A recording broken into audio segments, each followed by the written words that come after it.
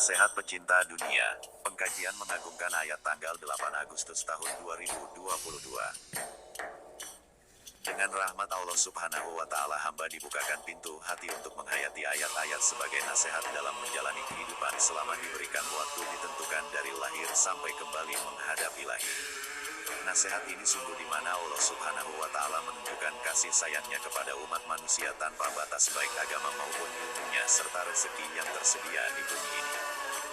Namun Allah Subhanahu wa Ta'ala melarang melanggar haknya. Allah Subhanahu wa Ta'ala memperhatikan tingkah lakunya manusia, diantaranya mengakui kalimat tauhid, mengakui keesaannya, mengikuti hukum di dunia yang ditempati, jujur dan lain-lain. Dan jangan sekali-kali melanggar hak Allah Subhanahu wa Ta'ala karena kita semua dalam sinarionya. Untuk menguji roh manusia patuh atau tidak kepadanya, makanya Allah Subhanahu wa Ta'ala memberitahu bila haknya dilanggar maka akan menghadapi azab dunia dan akhirat. Yang perlu kita sadari adalah perjalanan hidup, karena untuk di zaman sekarang manusia kebanyakan memerintah Allah Subhanahu wa Ta'ala ini akibat politik, sehingga banyak menepuk dada bahwa dirinya seolah-olah paling dekat, paling dipercaya. Allah Subhanahu wa Ta'ala ini adalah penyakit yang disebabkan oleh nafsunya setan. Disinilah mengapa umat manusia kebanyakan tidak memikirkan keselamatan dalam menjalani kehidupan. Hanya saja terkadang ingatnya ketika setiap sedang sholat memohon doa, tiada lain doa selamat atau doa satu jagat.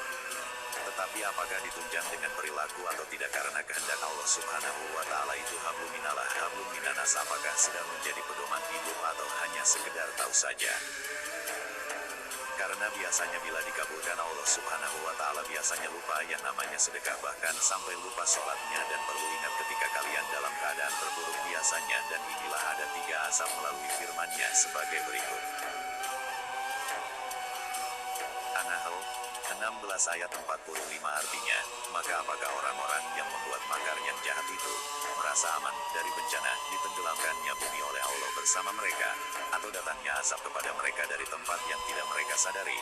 Ayat di atas ini Allah Subhanahu wa Ta'ala menceritakan tentang terbentuknya agama zaman dahulu yang tidak patuh dan taat atas perintahnya para nabi-nabinya, menentang sehingga berbuat sekehendaknya manusia, yaitu makar menentang Allah Subhanahu wa Ta'ala serta menentang pemerintahan yang dipimpin oleh nabi-nabinya. Maka wajarlah Allah Subhanahu wa Ta'ala menenggelamkan bahkan negara atau kerajaannya dibenamkan dalam tanah. Artinya, buat apa aku, Allah, menciptakannya kalau tidak mau diperintah ini berlaku hingga sampai akhir zaman, dan berlaku untuk perorangan hati-hati azab Allah yang tidak disangka karena tingkahnya. Dan Quran Surat An-Nahl 16 ayat 46 artinya, atau Allah mengazab mereka di waktu mereka dalam perjalanan, maka sekali-kali mereka tidak dapat menolak azab itu.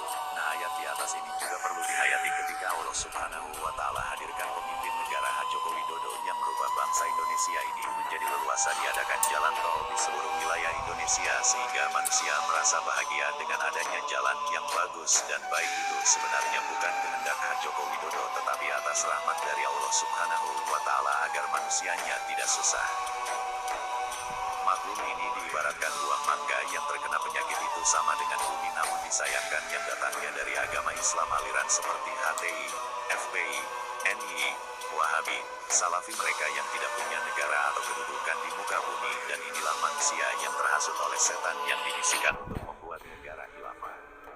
Jadi sekali lagi, janganlah menyalahkan Allah Subhanahu wa Ta'ala, itu adalah kesalahan dirimu sendiri.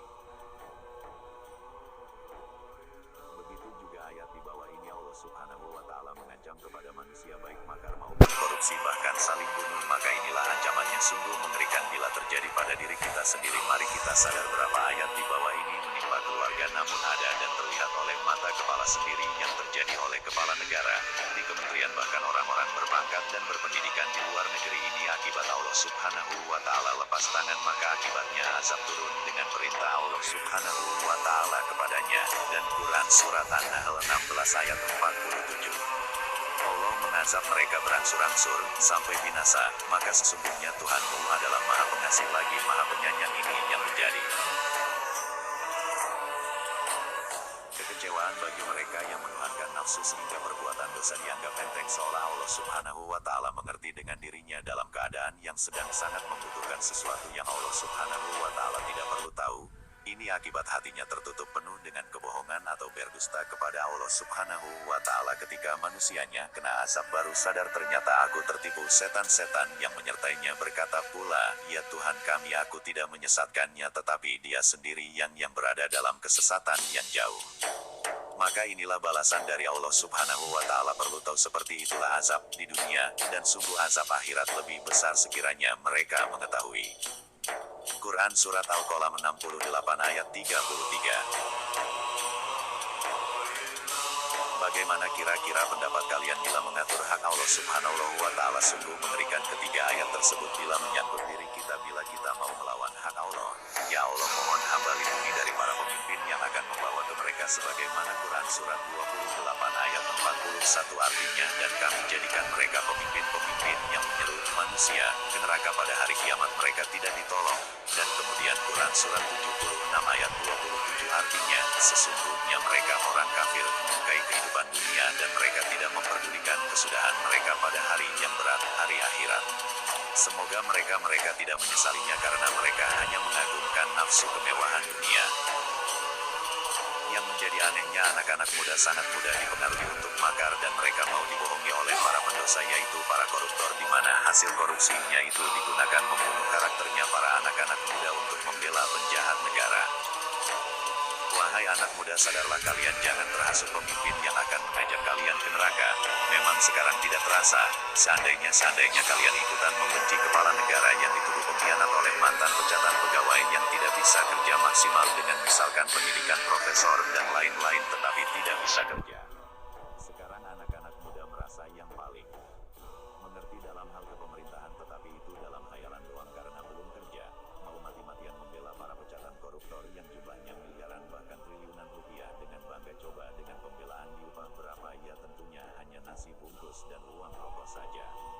Jadi mulailah kalian berpikir. Nabi Muhammad SAW menyerukan melalui Quran Surat Al-Imran 31 dan ayat ini menyadarkan kalian semua, sekarang kalian mengikuti seruan Allah Subhanahu wa Ta'ala atau mengikuti seruan para penjahat koruptor yang berkedok agama.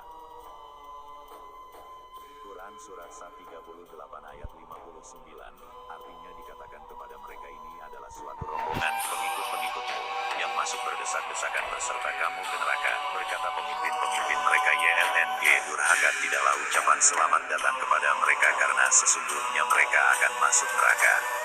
Demikianlah kalian para pengikut-pengikutnya, berpikirlah yang tidak mengerti politik, pasti kalian selalu dalam pengawasan Allah Subhanahu wa Ta'ala.